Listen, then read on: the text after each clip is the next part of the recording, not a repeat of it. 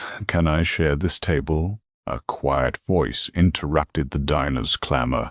Axton raised his heavy eyes to find a young woman leaning on a forearm crutch, her left trouser leg folded completely flat.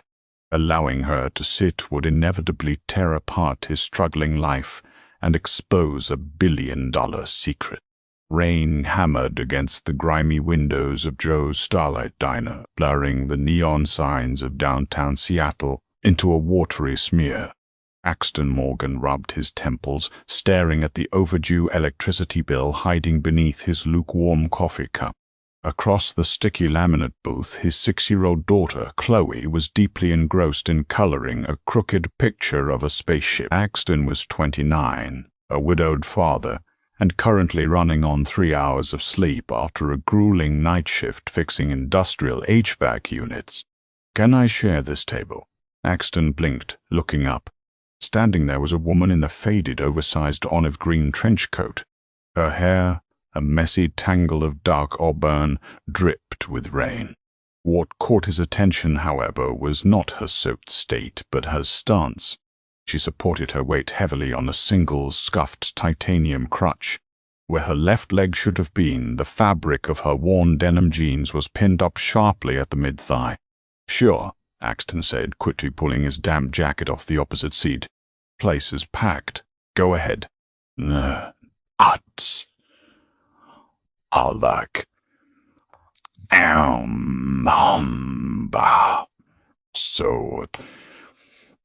Thank you, she breathed, maneuvering herself into the booth with practiced, albeit exhausted, precision. She rested her crutch against the wall and offered a faint, guarded smile. "I'm Brianna. Axton. And this artist here is Chloe." Chloe looked up, her crayons pausing. "Hi, where's your leg?" "Chloe," Axton scolded gently, his cheeks flushing. "We don't ask things like that." Brianna chuckled a sound that was remarkably rich and warm. "It's all right, Axton. I left it at home today, Chloe. Sometimes it gets tired and needs a break, just like people." Chloe nodded solemnly, accepting this logic without question, and returned to her aggressive shading of the spaceship's rocket boosters. Axton offered Brianna an apologetic look. He noticed her hands resting on the table. Her fingernails were unpainted, cut short, and there was a faint, jagged scar running across the back of her right hand. Despite her ragged coat, there was a strange intensity in her gray eyes, a sharp awareness that seemed out of place in a rundown diner, smelling of old grease and stale coffee. A waitress approached, slapping down a menu. "What can I get you, hon?" "Just a black coffee, please," Brianna said quietly. "And maybe a side of toast." Axton caught the slight hesitation in her voice. He knew that tone. It was the tone of someone mentally calculating if they had enough loose change in their pockets to cover the tax and tip. He felt a familiar pang of empathy in his chest. He was drowning in debt himself, mostly from the hospital bills his late wife Sarah had left behind after her long battle with illness. But he still had his next paycheck coming on Friday. "Make it a full breakfast platter," Axton interjected smoothly. "Pancakes, eggs, bacon. Put it on my tab, Brenda." Brianna stiffened, her gray eyes flashing with sudden sharp pride. "That really isn't necessary, Axton. I can pay for my own meal." "I know you can," Axton lied easily, offering a tired but genuine smile. "But it's my daughter's half-birthday today. We're celebrating. It's bad luck to let a guest pay on a half-birthday. Right, Chloe?" "Yep." "I'm 6.5. Chloe announced, holding up 6 fingers, then seemingly confused about how to show a half. She just waved her crown. Brianna looked from the little girl to the exhausted father. Her defensive posture softened, nuzzing into something resembling wonder. "Thank you. That is very kind of you." As they waited for the food, conversation flowed easier than Axton expected. He found himself talking about his passion, aerospace engineering. He had a degree from a decent state university but had to drop his career aspirations when Sarah got sick, taking whatever blue-collar jobs paid immediately. "I design propulsion systems in my spare time," Axton admitted, feeling foolish as he said it aloud to a stranger. Just theoretical stuff, trying to find ways to reduce fuel consumption in low-orbit commercial vessels. Brianna leaned forward, her gaze suddenly razor-sharp. What kind of thrust-to-weight ratio are you modeling for the initial burn? Axton stared at her, stunned. Roughly 1.5 to 1. The real issue is the thermal vectoring. The casing materials currently on the market can't handle the localized heat stress without adding too much mass. Unless you bypass traditional titanium alloys and utilize a carbon nanotube weave interlaced with a ceramic matrix, Brianna countered, tapping a rhythmic pattern on the table. It disperses the heat load laterally. Axton's jaw practically dropped. How do you know about that? That's bleeding-edge material science. Only companies like Omnicorp or Zenith Dynamics are even testing that. Brianna immediately pulled back, looking down at her hands. A mask of indifference slipped over her features. I read a lot. Science magazines at the public library. Before Axton could press further, the diner door chimed loudly. A man in a sharp, immaculately tailored Italian suit stepped in, shaking an expensive umbrella. He looked around the diner with open disgust. His eyes swept the booths until they locked onto Brianna. The man's arrogant sneer vanished, replaced by a look of sheer, unadulterated panic. He rushed over to their booth. Miss, Brianna's head snapped up. The tired, quiet woman vanished. In her place was someone terrifyingly commanding. She locked eyes with the suited man, her gaze so cold and heavy that Axton physically felt the temperature drop. She gave a microscopic shake of her head. The man froze mid-step, swallowing hard. He looked at Axton, then at Chloe, and finally back to Brianna. Sweat beaded on his forehead despite the chill in the air. My apologies, the man stammered, backing away slowly. I thought you were someone else. Enjoy your morning. He turned and practically fled from the diner. Axton frowned, deeply confused. Do you know him? Brianna picked up her coffee cup, her hands perfectly steady. Just a debt collector. I owe a lot of people. 3 weeks passed. The encounter at the diner became a strange, fleeting memory for Axton. He had paid for Brianna's meal, walked her to the door, and watched her hobble away into the rain, feeling a strange sense of loss. He never saw her again. Reality, however, did not wait for his daydreaming. On a Tuesday evening, Axton found an eviction warning taped to his apartment door. His landlord was raising the rent by 40%, citing market adjustments. To make matters worse, Chloe had developed a severe respiratory infection requiring 2 emergency room visits and a battery of expensive inhalers. The fragile financial house of cards Axton had built was rapidly collapsing. Desperation drove him to the internet late at night. He dusted off his old resume, updated his portfolio of theoretical propulsion designs, and began applying for jobs drastically out of his current league. He applied to Zenith Dynamics, the largest aerospace conglomerate in the country. To his absolute shock, 2 days later, he received an email inviting him for an in-person interview for a senior propulsion analyst position. On the morning of the interview, Axton ironed his only suitor, slightly faded navy blue two-piece that he had worn to his wife's funeral. He dropped Chloe off at a neighbor's apartment and took the bus to the financial district. The Zenith Dynamics building was a colossal spire of black glass and steel, piercing the gray Seattle sky. Walking through the revolving doors, Axton felt like a peasant entering an emperor's palace. The lobby floor was polished marble, and security personnel in sleek uniforms patrolled the perimeter. He was directed to the 42nd floor. The waiting area was filled with young, sharply dressed Ivy League graduates holding expensive leather portfolios.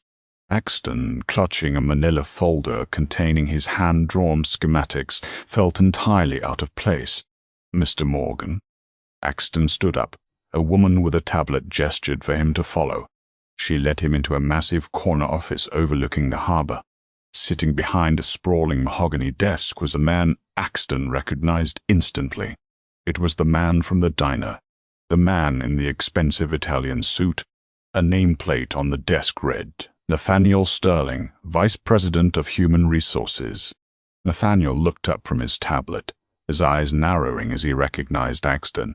A slow, cruel smile spread across his face. Well, Axton Morgan, the Good Samaritan from the diner. Mr. Pass, Mr. Mantis. Sterling, Axton said, trying to keep his voice steady. It's a pleasure to formally meet you. Nathaniel didn't offer his hand. He leaned back in his leather chair, steepling his fingers. I review thousands of resumes a year, Axton. Usually I don't bother with candidates who lack advanced degrees from Tier 1 institutions, but your name caught my eye. I appreciate the opportunity to present my designs, Axton said, opening his manila folder. I have developed a theoretical model for— Stop, Nathaniel interrupted, raising a hand. Let's not waste each other's time. You fix air conditioners, Axton. You haven't worked in a laboratory setting since college. Your portfolio is a collection of daydreams drawn by a man trying to play scientist. Hurtful. Axton felt a hot flush of humiliation creep up his neck. My models are mathematically sound. If you look at the heat dispersion algorithms— I did look at them, Nathaniel sneered, tossing the folder back across the desk. They're garbage. Derivative nonsense. You are severely underqualified for this company. To be frank, the only reason I called you in was to satisfy my curiosity. I wanted to see the kind of pathetic charity case that she was associating with. Axton frowned. She? You mean Brianna? Nathaniel snorted a harsh barking sound. Brianna? Is that what she called herself? Let me give you some advice, mechanic. Stick to fixing pipes. The corporate world will chew you up and spit you out. You're dismissed. Axton gathered his papers, his hands trembling with a mixture of anger and crushing defeat. He had banked everything on this impossible chance. Now he was going home to face an eviction notice and a sick daughter with nothing but a bruised ego. He left the office in silence, taking the elevator down to the lobby. The vast marble floor felt even colder than before. He pushed through the revolving doors and stepped out onto the sidewalk, taking a deep breath of the damp city air to steady himself. Just as he turned to head toward the bus stop, the screech of tires echoed through the plaza. A convoy of 3 black armored SUVs pulled up smoothly to the curb, directly in front of the Zenith Dynamics entrance. A team of security personnel leaped out of the front and rear vehicles, swiftly establishing a perimeter. The crowd on the sidewalk naturally parted, murmuring in hushed tones. Everyone knew what this meant. The elusive founder and CEO of Zenith Dynamics, who famously avoided the press and public appearances, was arriving. Axton stopped, watching passively. The driver of the middle SUV stepped out and opened the rear passenger door. A woman stepped out. She was wearing a breathtakingly tailored charcoal gray business suit. Her auburn hair was styled flawlessly, pulled back to reveal sharp, aristocratic features. She exuded absolute authority and wealth. As she pivoted to face the building, the hem of her trousers shifted. She was not using a crutch today. Instead, she walked with a smooth, albeit slightly deliberate, gait, supported by a state-of-the-art exposed carbon fiber prosthetic leg that gleamed in the overcast light. Axton's breath hitched in his throat. The manila folder slipped from his grasp, his blueprints scattering across the wet pavement. The billionaire CEO of Zenith Dynamics paused. She turned her head, her piercing gray eyes scanning the crowd until they locked onto Axton standing frozen on the sidewalk. It was Brianna. She didn't look away. Instead, the tiny, almost imperceptible smirk touched the corner of her mouth.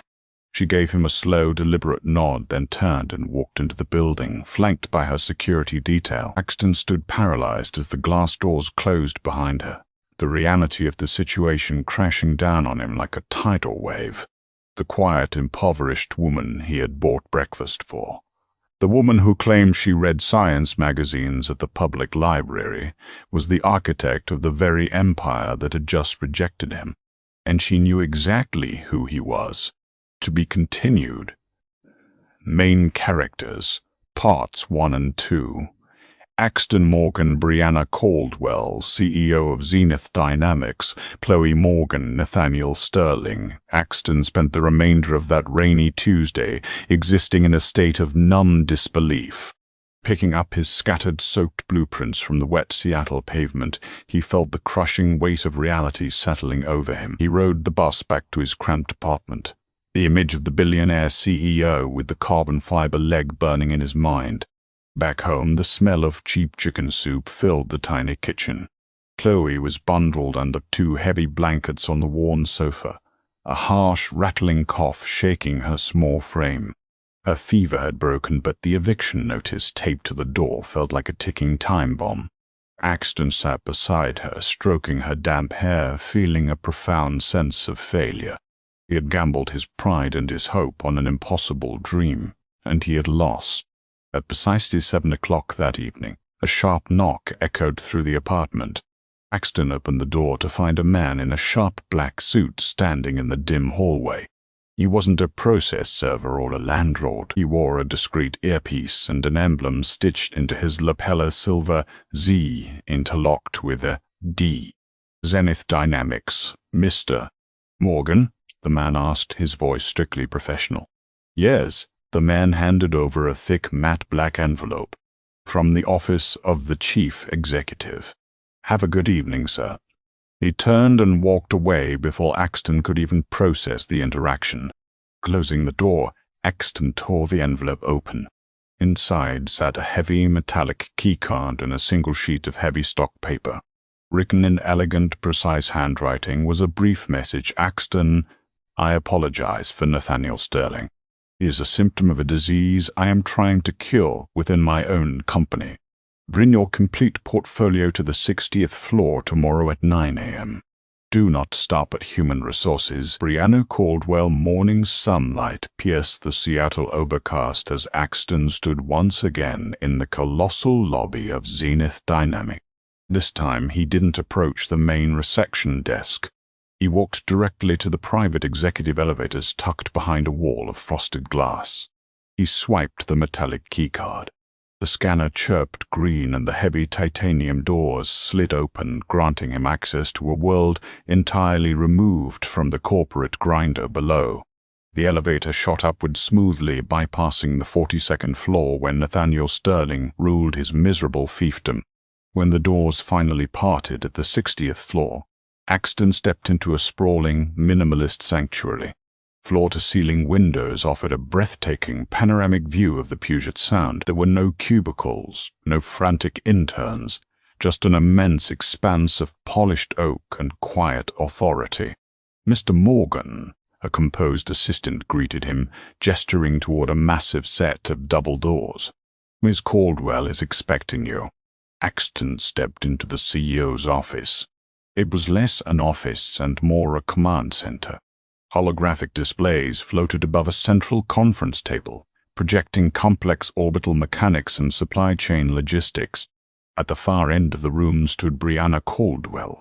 She wore a navy blazer and slacks, leaning slightly against her grand mahogany desk. Her carbon fiber prosthetic was visible, a marvel of modern engineering that seamlessly integrated into her stance. She looked exactly like the titan of industry the world knew her to be, yet, as she offered a warm, familiar smile, Axton saw the quiet woman from Joe's Starlight Diner. You look terrified, Axton, Brianna said, her rich voice echoing in the quiet room. Please, sit. Axton took a seat in a plush leather chair, clutching his manila folder. I don't understand any of this. The diner, the crutch, your identity. Why? Brianna sighed, moving around the desk with a graceful, measured stride. 10 years ago, a catastrophic failure in an experimental turbine testing facility cost me my left leg. Zenith Dynamics was a smaller company then, but we were pushing boundaries. The board wanted to bury the incident. I refused. I took control. She paused, looking out at the city below. When you reach a certain level of wealth and power, Axton, the world stops telling you the truth. People say what you want to hear. They hide the ugly realities. Once a month, I leave the security detail behind, take off the $100,000 prosthetic, and walk the city on a crutch. It reminds me of the vulnerability I felt in that hospital bed.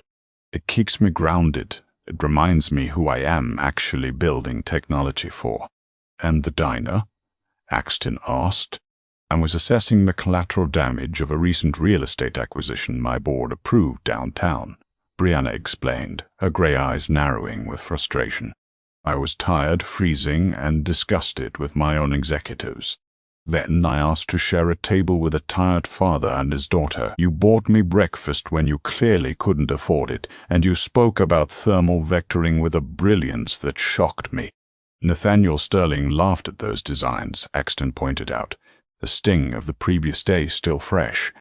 Brianna's expression darkened instantly. The terrifyingly commanding aura she had flashed at the debt collector in the diner returned in full force. Nathaniel Sterling is exactly why I asked you here today. My internal auditors have suspected for months that someone in HR was siphoning intellectual property from highly qualified candidates, rejecting them, and funneling their concepts to our R&D department through dummy shell corporations. Axton's eyes widened as the puzzle pieces slammed together.